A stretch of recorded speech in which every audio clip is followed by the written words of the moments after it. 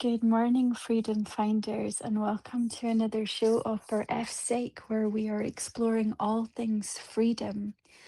Now, I have been very excited about today's conversation because I'm going to get to spend time with one of my favorite people in the whole world. She didn't know that she's one of my favorites, but she Oh, is. But anyway, I'd really love to welcome a very gentle and loving light in this world, and her name is Lynne Sutherland. Now, Lynn is a mind body coach and physiotherapist, and she helps adults and teenagers experiencing anxiety, chronic pain, and other chronic symptoms reconnect with the deep wisdom of their body. She blends neuroscience and neuroplasticity with intuitive, soul led coaching and somatic practice. And she supports people to see symptoms not as something broken, but as messages guiding them back to safety, wholeness, and embodied freedom. My body is already responding to such soulful, poetic words put together. Anyway, welcome, dear Lynn. How are you this morning? oh, thank you, Caroline. I'm good, thank you. Yeah, I had a lovely walk at the beach this morning, and it was a lovely space just to reflect, on my journey, I guess, and to be here with you today just means such a lot to me. And yeah, I'm really grateful to be here, and thank you for your beautiful introduction as well and your words. You're also one of my favourite people in the world, so there we go. So, I wonder maybe we could just start with maybe just an introduction, just for those who don't know you or who don't Mm. know much about you, about parts of your journey towards freedom. Yeah, yeah. So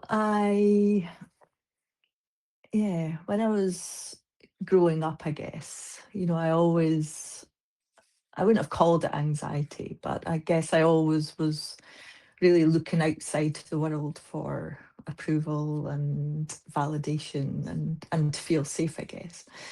And when I was about 18, I had my first diagnosis of anxiety and depression. And I look back to that time, and I really had all the freedom in the world. I had a choice of going off to uni or college or getting a job. I had a safe place to live. I had, um, loving friends and family. So I had so much freedom. And yet, this anxiety and low mood really kept me in a sort of internal sort of prison, I guess. So I sort of found my way through. I got my physiotherapy degree, and to the outside world, I would have looked, great, and everything looked brilliant in my world. But inside, it took up so much energy, this sort of managing of my anxiety and the messages that I'd heard at such a young age of, there's something wrong with you, you're always going to have to deal with this. And I remember being given it was probably a videotape at that time because it must have been about 1992, I guess. But a videotape on depression, and it really scared me, to be honest, because I just thought, oh, this is me. There's an imbalance in my brain that I will never be able to fix, and this is how I'm going to have to just cope with life. So yeah, the word I had freedom, externally, but internally that freedom was kind of lost for me. Um, so over the years, I learned to live with it. I learned to keep my world quite small. I would choose what I did and what I didn't do. I certainly would never have imagined sitting doing a radio interview, you know, 30, 40 years on. Um, I would avoid a lot of things. That was part of not having freedom, was the avoidance. And I got married, I had my kids. But through those years, I was on and off medication. I was very scared of the anxiety. My relationship to it was fear. So it was sort of fear of the fear. And, I would go along kind of doing all right, and then something would happen. I would hear something from somebody, or and that whole spiral would start again. So when I was sort of in my 30s, two young kids, I went to a GP again for more medication, to see another psychologist, and was told, you're just always going to feel like this, Lynn. You just have to accept it. And that was the real turning point. So I'm so grateful to that well-meaning GP for saying that to me, because I do have this stubborn streak in me, and it ignited something in me. That spark, that inner flame just sort of rose up in that moment, and I was Mm, like, no, this is not going to be the rest of my life. Um, and that took me on a journey, and I went to see a hypnotherapist first of all, who really sort of opened up a sort of spiritual path as well. She started to ask me questions about what I believed in, and I started to read some things around Buddhism, and for the first time I realized I wasn't broken and there wasn't really anything to fix. I realized I wasn't just my thoughts that had been keeping me stuck for such a long time.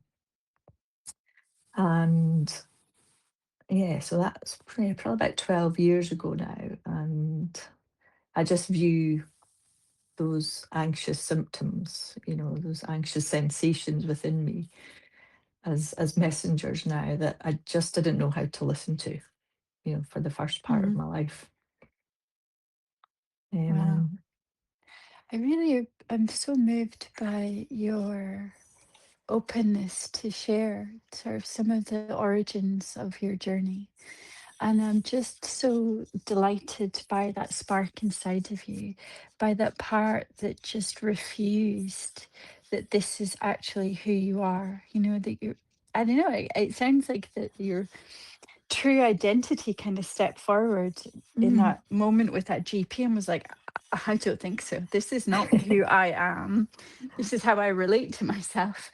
yeah, yeah, absolutely. And that, as we know, it's that wise voice that is often very quiet, the whisper, isn't it, underneath, Mhm. the waves of fear or anxiety or low mood, just underneath the surface, the stillness is there. But I just didn't know how to reach it for such a long time. Yeah. Um, I'm imagining that you were finally attuned to the anxiety of others. And having been a physiotherapist for a big part of your career, I'm curious how that might have shown up in those sessions, and mm, how you worked initially with the body or with people who are experiencing anxiety with. y- yeah, yeah. Are you still there? Yeah, I'm Yeah, here. I'm here. sorry, I thought I lost you. Yeah, so it was like there was sort of two concurrent paths running at the same time that were finally going to merge to where I am now. I wouldn't have realised that at the time, but I guess when I was with patients in the NHS, even when I was a student, I was really intrigued. Why were some people stuck Hmm. in chronic pain or fatigue or migraines or IBS and fibromyalgia, and there just seemed to be nothing that we could do to help. Um, and my training consisted very much of a sort of structural medical approach. What's wrong in the body, like what can we do to fix it? But yet, so often we were getting to the space of having to say to people, well, there's nothing else we can do. You just have to live with this, which of course was exactly the same message Hmm. that I received Hmm. for me too. And then again, that spark in me, that curiosity all along was like, why? Why are some people stuck and others aren't? And so I guess when I was with my patients, yeah, that acknowledgement of what was going on inside me, I could recognise in them. And I think we can use the word holistically quite easily in the NHS. And I think the NHS is amazing with amazing people within it. Hmm.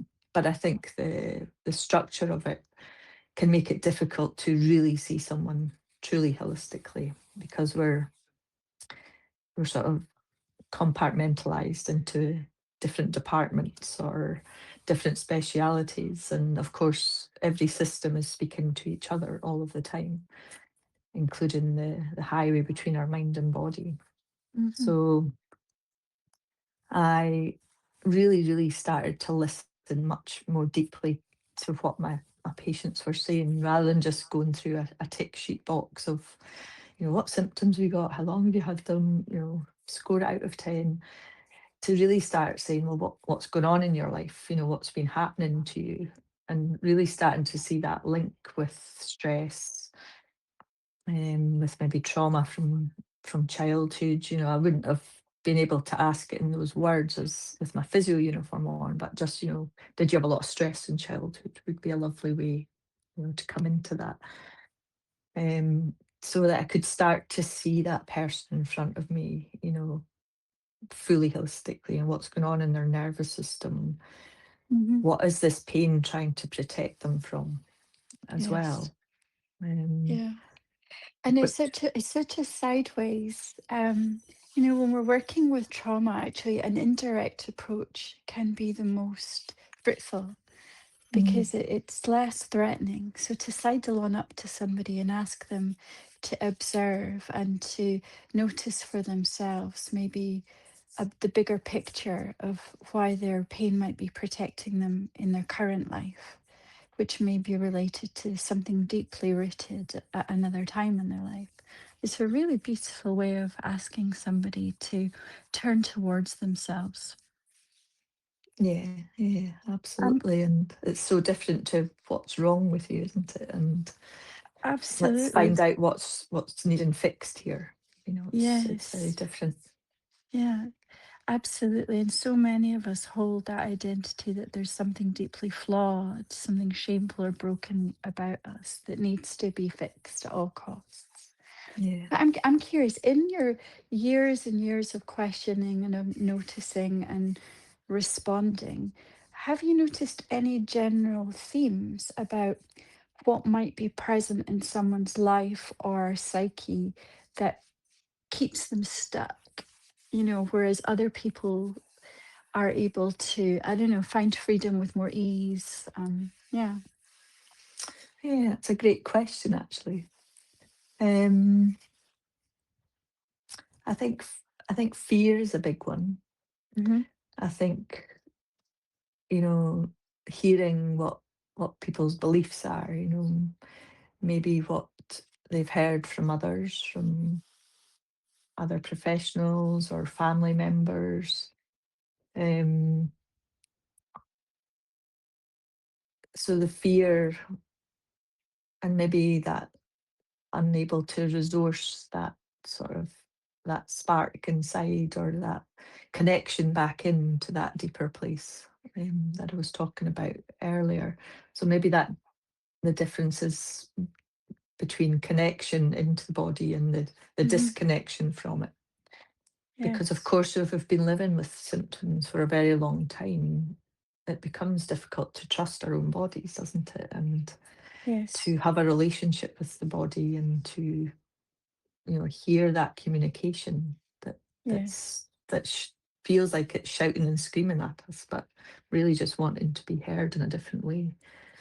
Yeah. Um, So I guess what's sparking inside of me is the questions and the space to reflect, which enables people to make connections internally, to reconnect with the spark, with the parts that have been fragmented or silenced or are yeah, feeling doubt and fear. I guess what I'm sitting with is the questions that your hypnotherapist began to ask of you supported you to make deeper connections inside of yourself, and how you were able to integrate within your physiotherapy role a way to support your patients to begin to ask themselves questions that sparked connection and repatterning and neurogenesis, where new thoughts come to light, new insights, new ways of relating to the systems of the body that are there to protect us. Yeah, yeah, it's such a huge piece of it, isn't it? Um I think there's many layers to it. I Mm-hmm. think the first layer is the neuroscience, the neuroplasticity of our brain and bodies, of how those patterns get laid down, Mm-hmm. and to start to hopefully view that as a protective mechanism. Taking chronic pain, for example, pain is such a gift for us. Without it, I know some people are born with a condition where they can't feel pain. And actually, that's really difficult to live with, because Yes. pain is a protector, of course. Um, Can but you when maybe we, can we just slow that down just for a moment, Lynn? Because there will mm, be some of us listening right now or in the future that we have our own judgments and experiences of pain, whereas it might be the first time they've ever heard someone say pain is a protector, pain is a gift. Can you maybe just sort of unpack that just a little bit more from your perspective? yeah, sure. Thank you. So it's an unpleasant sensation, of course, because that's its job, is to gain our attention. Yes. So if we touch something hot, you know, we jump away from it. We move our hand away from the fire. That is the protection there, because Hmm. otherwise, of course, so much damage would be done. If we go over our ankle, and sprain our ankle, pain and inflammation is the gift there to protect us. We'll know to go and get it checked out. We'll know to rest for a few days or a few weeks, to put ice on it, to not weight bear on it, in order so that the body's own wisdom can heal that sprained ankle. Yes. If the pain wasn't there, we would just keep walking on it. We would just ignore it. Hmm. And of course, the tissues wouldn't be able to heal. So there is a great gift in that.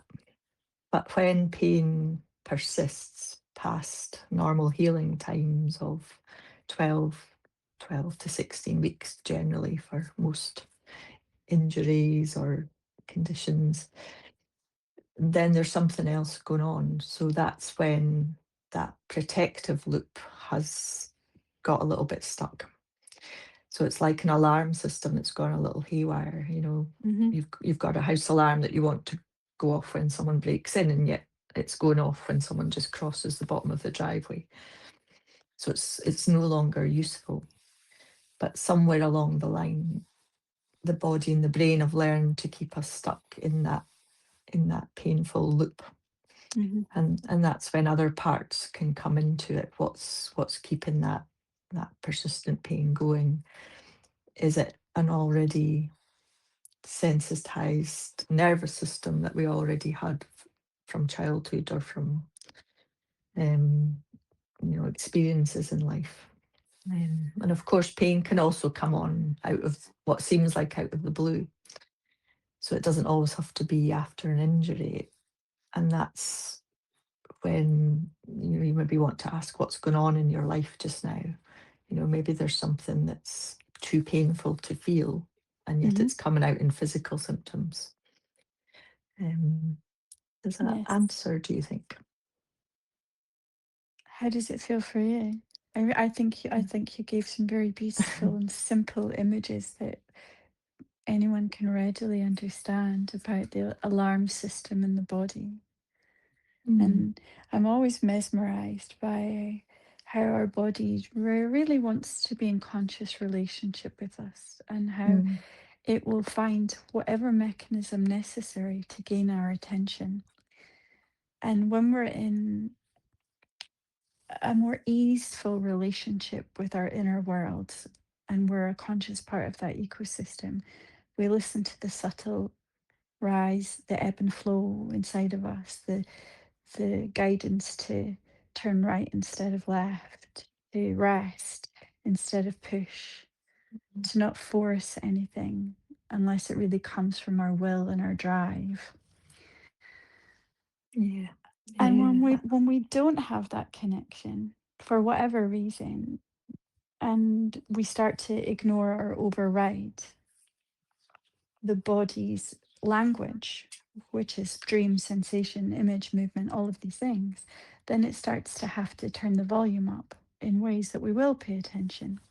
And for some of us, that comes through the pain body, that we don't Mhm. stop and listen until we're forced to, when the pain becomes so much that we have no choice but to stop. Yeah, So I love how that you're holding space for people to reclaim that sacred relationship with the vessel that we're born into. yeah, absolutely. And I feel really grateful that my understanding has changed and evolved, over the years alongside my own journey. Yeah. Um, So I'm just going to ask you, Lynn, then. So can you give us an example of how that shows up in life then? Say you get a signal from your body. I don't know what that might be. It might be a pain signal or something, a piece of inner guidance. How do you now respond to it compared to how you used to? mm, yeah. So I had my own experience with low back pain maybe about 8 or 9 years ago. And it went on for probably almost a couple of years, I guess. And I was still working in the NHS at the time. So my colleagues were sort of like, maybe you should get an MRI, and you've got symptoms down your legs. And, Hmm. just obviously always have to take care of these signs and get things investigated. And then and the MRI came back with findings, because after age 30, most scans will show something. Um, but really, it was just age-related change, but it was wrapped up in the language of multi-level disc degenerative disease and cysts on the discs and bulging discs, and what can be Gosh. quite scary language. Mm, um, and I remember at the time, even knowing what I known, there was that fear evoked in me of, oh my goodness, where's this going to head? How am I going to be in another 5 years? And so I had to just really slow down and think, okay, what's my back trying to tell me here?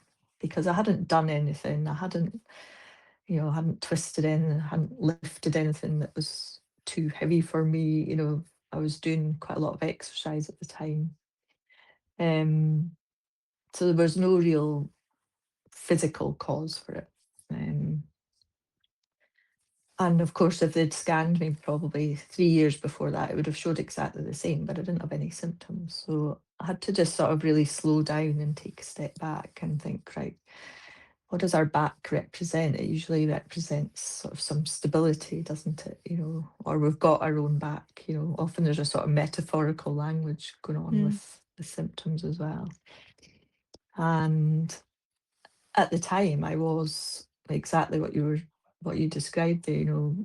We get these little whispers and we're not listening until our body starts screaming. So I have a pattern in my life of trying too hard, of overdoing things. So I think at the time I was um, sort of learning some new stuff, learning new courses. I was working, the kids were quite young. I was supporting someone else with some of their business work. There was life was just very, very busy. At that mm, point, I didn't really know how to tune into rest or to slow down. That beautiful feminine quality that I just didn't really know how to do for myself.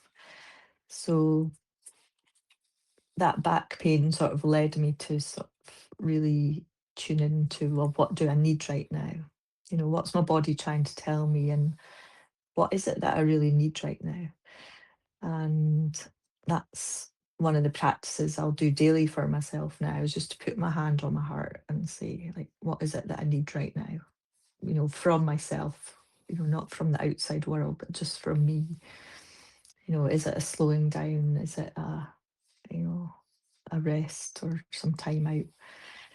Um, and interestingly, I no longer have any back pain. But when it does come on, I don't I don't get scared of it. I know it's a little nudge from my body to say, okay, Lynn, just slow down again. And I think the last bout I had, it was really painful for the first few days. But as soon as I just started to listen again, and I wasn't afraid of the sensations, that relationship to it had changed. Mm. um, it settles down, you know, within a few days again. And it's just my own little barometer now of, yeah, Yes. where my own stress system, where my own stress levels are. And for I me, my love. back likes to tell me. Yeah, you have a chat. You have a chatty back. I do, yeah. Yeah. I think that's a really beautiful example and description of how something can come up that can at first be really scary information, and learning how to tune in and pay attention and ask the questions of that part of ourselves without projecting or making any assumptions, and learning how to have that conversation of, what are you trying to tell me? Mhm. What do I need to know right now? And even asking the question invites a slowing down of our system and our pacing. Even though the body holds many rhythms, when it comes to listening, it really, in my experience, does really appreciate a slowing down. Mhm. And even that really sacred practice of placing a hand upon the heart and asking the heart itself the wisdom within, and being prepared to receive that wisdom and put into practice. Because many of us can get into a habit of asking the question, but then not actualizing the information. Yeah, yeah. And I think receiving is a practice in itself, isn't it? The receiving of our own care, our own love, Yes. receiving of others' love and care and nurture.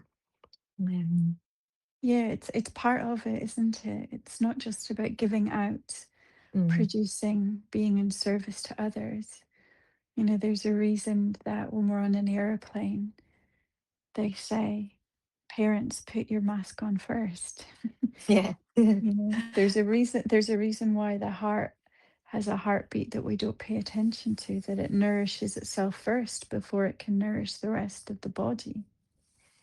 Mm, So perhaps all of these years you have been developing a practice of supporting people back into receivership, back into the balance of that sort of sacred masculine and feminine energies, where listening, receiving, and then integrating rebalance and reharmonize. mhm, yeah. And it's, you know, to be able to explore that, you know, within ourselves and, or to hold a space with someone else to explore that, Yeah. and that deeper understanding of, this isn't just about getting rid of a symptom or a sensation, which No. of course would have been all I wanted years ago. Just get rid of Sure. that sensation. I do not It, like it. Get rid of it. well, it's Um, another form of avoidance, really, isn't it? To yeah, get rid yeah, of, to push something away, to um, I don't know, just reject it, and to yeah, create a safe distance from that which we cannot tolerate. yeah.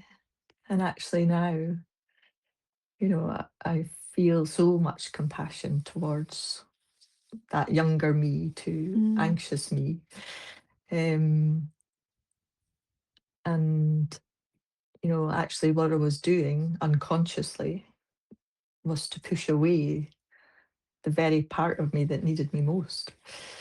That yes. little girl inside me that was looking for safety, that sort of inner masculine frame, if you Hmm. like, and Yes.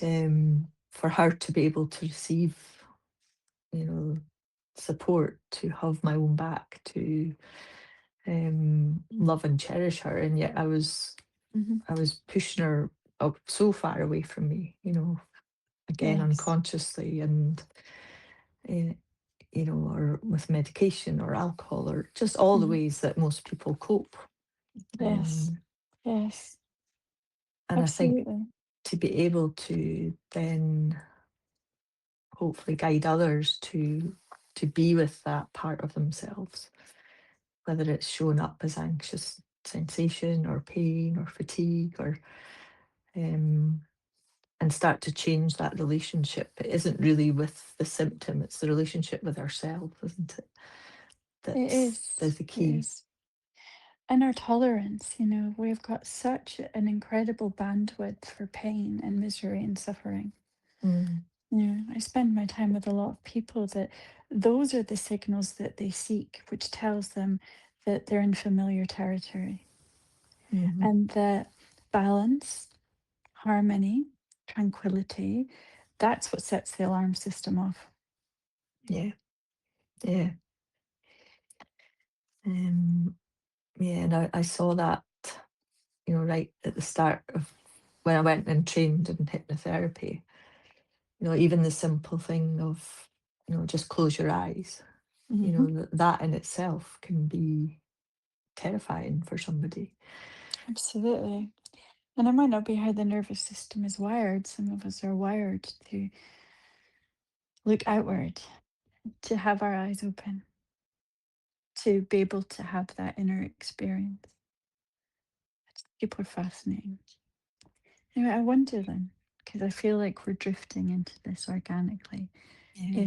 If it feels right for you to maybe open us into an embodiment practice, since we're speaking the words and we're stimulating the body already to join us in a deeper practice of presence. Does that feel okay for you right now? Yeah, yeah, that feels like it does have come to this natural place. Yeah. So for Um, those that of us that are listening, here's an opportunity to really not only hear the words, but to join in as Lynn takes us on a wee journey. Thanks, Caroline. So I thought today, just as we've led into there, for many people, that connection into their body is unfamiliar and can feel unsafe. So one thing I always start with people is to find a safe space within their own bodies. And especially when you've been living with maybe long-term symptoms, there's that can maybe seem impossible almost. So I'm just going to guide us into finding that safe space within our bodies. And then also, if you do have any symptom just now, nothing that's screaming too loudly or shouting too loudly right now, but maybe there is a little bit of anxiousness or a little bit of resistance somewhere in the body, or maybe there is a part of your body that's been holding on to some pain just now or some tiredness. So I'm going to just move between the safe space in the body and then this other sensation that's happening for you. So if you just want to make yourself nice and comfortable, wherever you're sitting or maybe even lying, first of all, just bringing your awareness to your breath. Just noticing, are you breathing from your upper chest? Or are you breathing from your tummy? And there's no right or wrong here. It's just an observation. Just starting that first connection in with your body. And maybe just allowing the out breath to be a little bit longer than the in breath. So that we're just giving the message to our body that right now, in this very moment, you're safe and you're held. So that longer out breath, just sending beautiful messages to the body that right now everything's okay. And then just allowing your body to feel fully supported, that receiving of the support from the chair or the bed. Just really letting your body land. Notice the sensation of the contact between your body and that surface. Noticing the temperature in the room, maybe the sounds round about you. Just fully becoming present in this moment now. And then what I'd like to invite you to do is just to gently notice somewhere in the body that feels very calm, very peaceful, maybe even like a space.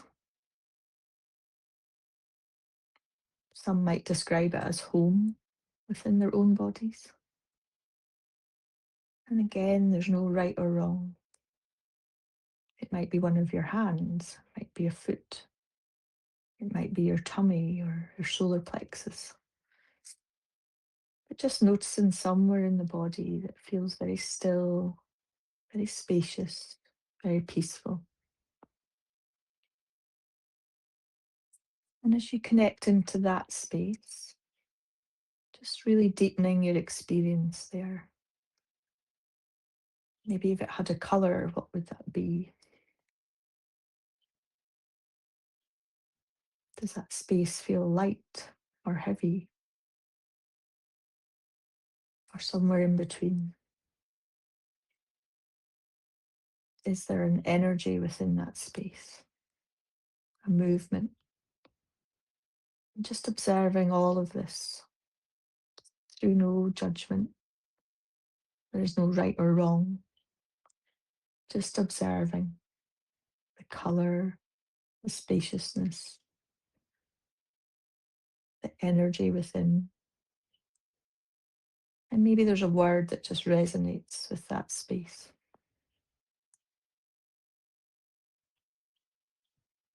And as you just connect into that space there, just observing, just noticing.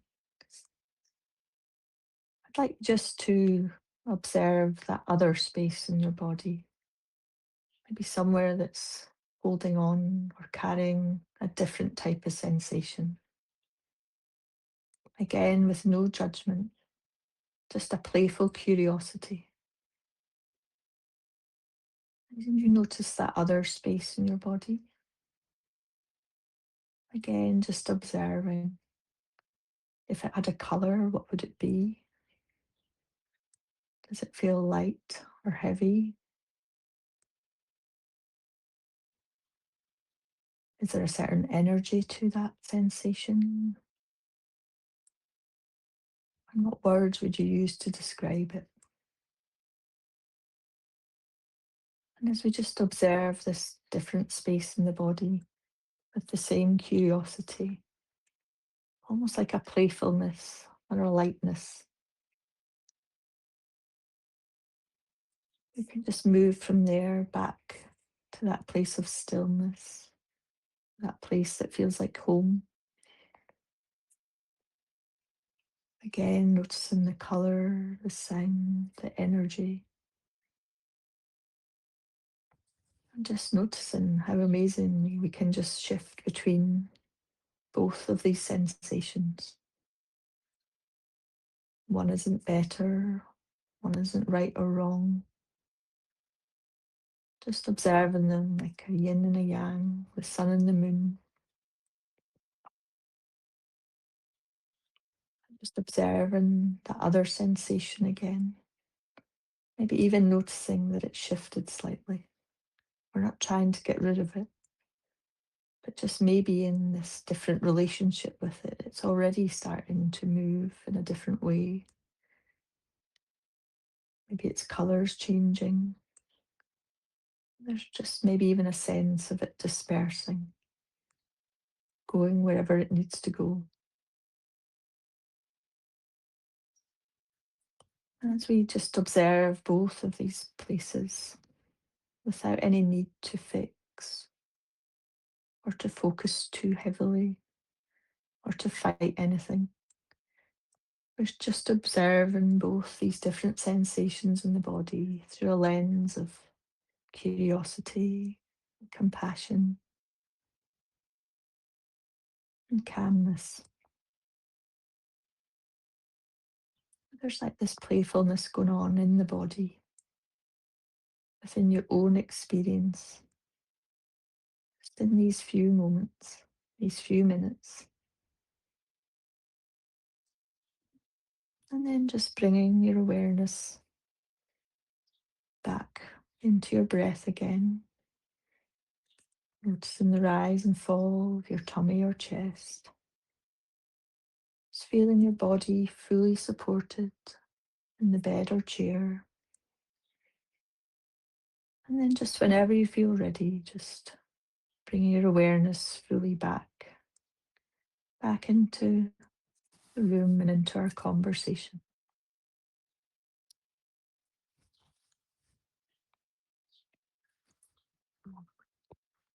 Just returning with a deeper breath,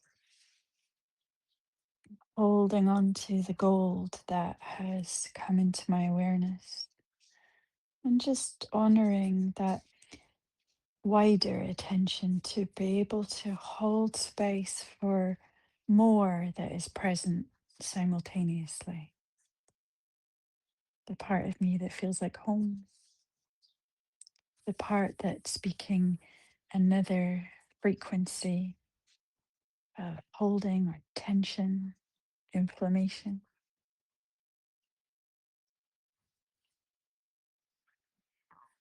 And just Mm. coming back into the conversation, coming back into the relational field with Lynn. Thank you so much for this really tender, gentle invitation, however easy or challenging that may have been. The body always appreciates kindness. And thank you, Lynn. No, thank you. And my body feels very at peace just hearing your words, reflecting that back, and that gold is such a beautiful description of that place that we can go into in relation to everything else. Mm, You know, and like you said, the and, isn't it? We can have this place of home and peace, and we can be with whatever else is with us in this moment. yes, there's Mm. something about retuning into the our multi-dimensionality. It's like I always imagine a radio, like because I'm old enough to. I had a radio where I would have to tune it in Yeah, manually and turn the me too. dial. But that sense of somewhere along the way, I kind of reduced myself to thinking I only had one radio station available to me. But there's Yeah. something about, increasing the bandwidth that I'm not just FM, I'm AM, I'm digital, I'm all of these different frequencies happening all at once. Mm, And the more capacity I have to tune into them with more clarity, then the less static they sound like or feel like in my body, that I can just be aware of them all happening all at once. mm. Yeah, that is just such a beautiful metaphor. Um, the bandwidth, the capacity to be with all of us, you know, Yeah. and so much more, you know. It's Yeah. um, and I love that. Yeah, the different radio stations that we can just habitually get tuned into, you know, unconsciously Yes. and stuck. Yes. Mm. Yeah. Exactly. And it's too easy to change the radio station if something comes on that we just don't like. Isn't Yeah, it? I'll just tune out of that one. yeah. I'll, Back s- to the I'll avoidance. I'll share something with you then. So Mm, I developed a chronic condition over the weekend, Did you? blepharitis. I did. Mm, that was Thank you. handy. I know it was. I was meant to be a guest on a global webinar about wellness and longevity and agelessness, really, that aging is inevitable, but vitality and youth is essential. And, anyway, so I wake up looking like I've been punched in the eye and I do not look the picture of health. So managed to get to an optician yesterday and they're like, "Oh, you've developed blepharitis." I'd never heard of it Mm, before. It's like chronic inflammation of the eyelid. mm. So That I've been sounds painful. yeah, in many ways. But anyway, so I've been working with that with compresses and all the guidance that you're given. And so I decided this morning to sing to it. So Mm. I'm in the shower and I'm just singing to my blepharitis about, "Hello, you. It's nice to meet you. And please don't hang about too long. I really appreciate that you're here and you've got some things to tell me, but I don't want this to be a permanent relationship." And just Yeah. like singing and really curious about the different ways that we can communicate to the parts of ourselves. And Mm, for me, I'm really developing a deeper interest in the power of our voice and the power of the delivery of our message and how we can use song. And you've mm, also given a really beautiful embodied practice of how we can talk to ourselves. And you mm. started the conversation off saying you'd been at the beach, I had, you know, yes. and for me that's another gift giving practice, isn't it? To take yourself somewhere special, Mm, a threshold place where worlds collide in harmony. You mm, have the sand meets the water meets the sky. mm, Where we live in the world, we also have forestry next to beach and sea. So, mm, you know, mhm. but I'm curious, what other ways might people come into relationship with themselves Yeah. that might feel more resonant for them? Because not everyone's going to sing to their eye in the shower. Not everyone maybe has the space or feels that they have the time to go to the beach. So what else Yeah. can we do? Yeah. I love your singing to your eye in the shower. It's, if you could see me, I've got this massive grin on my face as I was listening there. And and behind the scenes, like you're calming down the inflammation just from those messages of safety to your body. Like, oh, I see you, I hear you, but you don't have to hang along around too long. You're setting a wee boundary there with with your eye. Um, so yeah, the practices I would say. I think firstly something that brings you joy, anything Joy. that brings you joy. Um, and often I'll What? say to people, what did you love doing as a kid? What Yeah. really lit you up? What set your heart on fire as a child? Was it drawing? Was it music? Was it just playing? And just coming reigniting that pathway within ourselves of Okay. maybe creativity. Um, And for some of us, we might never have had those experiences. So it mm, might actually be the first time that we're consciously discovering what joy even feels like inside. yeah. You know, And the yeah. safety to feel joy too. Yes, yeah, that might Yeah. be.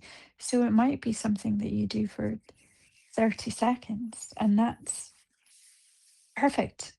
Mm, And then next time it's 40 seconds, and then you can build up your bandwidth to mhm. tolerate and then enjoy the sensation of joy. Yeah, yeah, absolutely. And I think that sort of gentle sort of titration almost, isn't it, Mm. of what can feel safe. And, you know, again, if you've maybe had back pain for 20 odd years and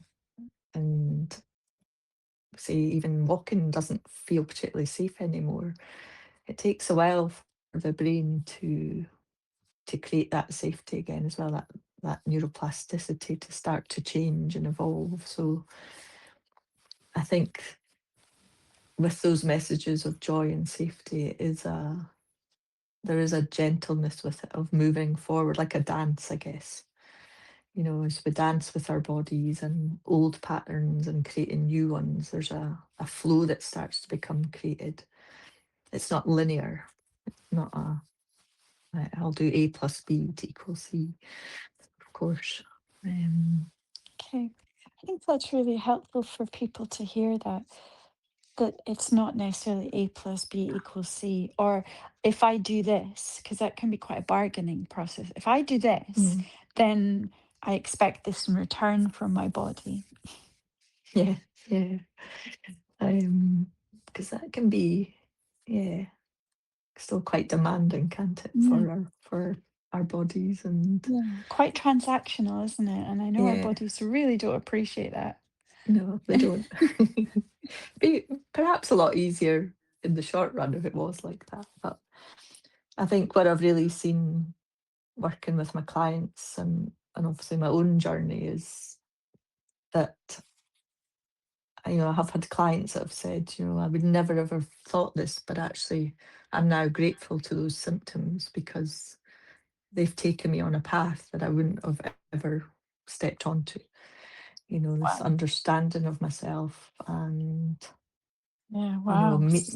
meeting these parts of ourselves that we've pushed Yeah. away or unable to experience emotions, for example. That's a massive protective part for people. We've touched on, is it safe to feel joy?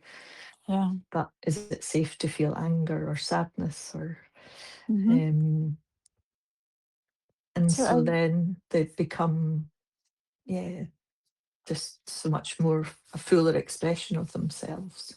But the catalyst were the symptoms, the pain or the anxiousness or the um or the invitation, like you say, it's a real mm, hero's journey, and we have lost those ritualized rites of passage in our society. And maybe yeah. pain is a portal to Mm, return to that sort of sacred journey of knowing oneself. yeah. Yeah. And it isn't easy either, like Yeah, I like think any that's journey. yeah, I Yeah. think that's the point, isn't it? It's Mm, yeah. And you've made yeah. some changes in your life in these last few years, which has been a rite of passage in itself. It has, yeah. And yeah, I decided to step away from my NHS role about 18 months ago, which That's a big step. that was a very big step, yes. And it it was a long time coming. Again, I think that deeper knowing was there. Um, but there was a lot of my own parts were still, just a bit too scared for a long time, and that's okay. Because again, Hmm. I think the feminine doesn't rush really. Um, and yeah, so I just came to a point where I really wanted to be in space with people in a different environment without just my physio uniform on, because I'd looked at things from so many different angles that I couldn't fully bring into my role just as a physio, so Hmm. I decided to take that leap. Um, So courageous. I love that. Thank you. And obviously, coming along to inner dance and meeting yourself, there was always these gentle nudges from you, Caroline, and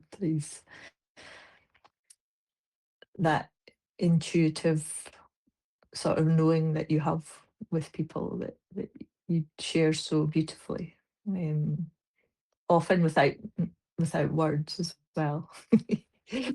Or there's just a little glance or a little look, and That's yeah. sweet. So most people tell me I kick them up the bum. I'm not. Well, I'm there is that essentially as with a well. sledgehammer. I remember now, had I resigned or maybe resigned, but was maybe sort of frantically trying to get back, thinking, "Oh my goodness, what have I done?" And you didn't know what was going on in my mind at the time, but you just looked over to me and said, "And it's not about going backwards," or something like that. Because of course we often do want to just retreat back into perceived safety, don't we, and comfort and Yeah, we do. our We old do. patterns. So. And it's helpful to know that we have the capacity to step back. But I love that. Here's another example of communication that's in the more subtle realms that, we're talking to each other in so many different languages. And the Mm, clearer that we can create our signal with ourselves, the clearer signal becomes between our bodies and other bodies. yeah, yeah. And So that co. how are you working now? How can people work with you now? Since like the NHS, that's not the pathway to get to know Lynn and her incredible space holding and wisdom. Mm. So yeah, so now you know, I think you've shared my website and I'm on Facebook and Instagram, Lynne Sutherland Mindbody Coach. So I have a beautiful little summer house in my garden, which I'm sitting in at the moment. Oh, And I see clients face to face here, but I also work online via Zoom with people that are a bit further afield. So it's yeah, I just feel really honoured and humbled by the work that I'm doing now, and I've learned so much from all of my clients over the years. Um, mm, I think this is my 10th year of working in this way. Um, and for me, I suppose the leaving of the NHS was also an honouring of myself, I guess, and giving myself a bit more space to evolve and create and connect in different ways. So brings us back to that listening to our own bodies, as well. So yeah. I'm just in awe of that to move away from such an external structure and system to deeply trust that your own internal structures, that you are more than enough to hold these wise, deep, brave spaces for people on your own terms. Mm. Yeah, thank you, Carly. I mean, it's not been easy. I've No, had lots and lots of wobbles, but I guess but it's the same inner spark that came out yeah. that GP surgery that day. And I think the more that we're doing this work and understanding ourselves more deeply and connecting more spiritually, yeah, you just start to just know. Even when you don't know, you just know. It's that quiet knowing underneath, isn't it?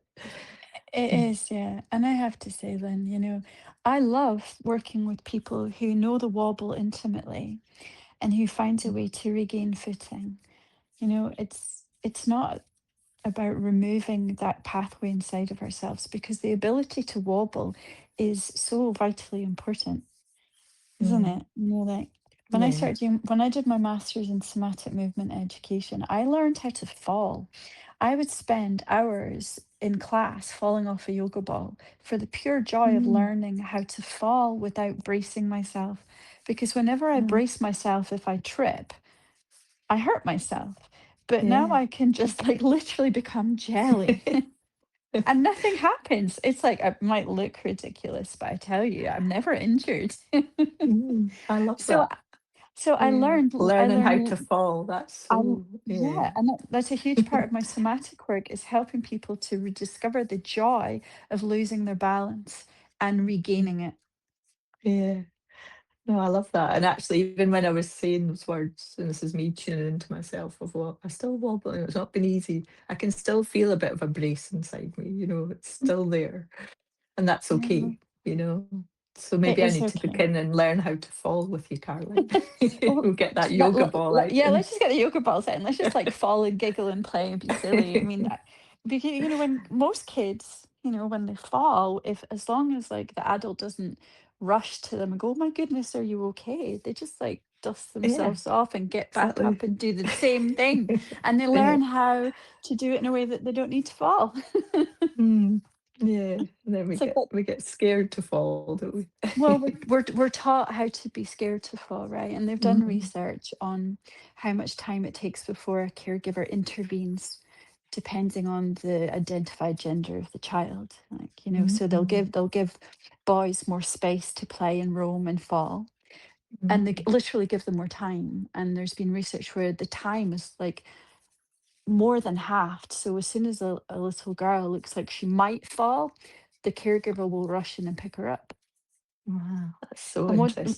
Mm, what does it teach us about how to venture forth and how to learn that falling is a natural part of success? You mhm. know, how do we ever really learn to walk without knowing how to fall? We don't. Yeah, Not very well, yeah. anyway. Or we walk with Uh, caution.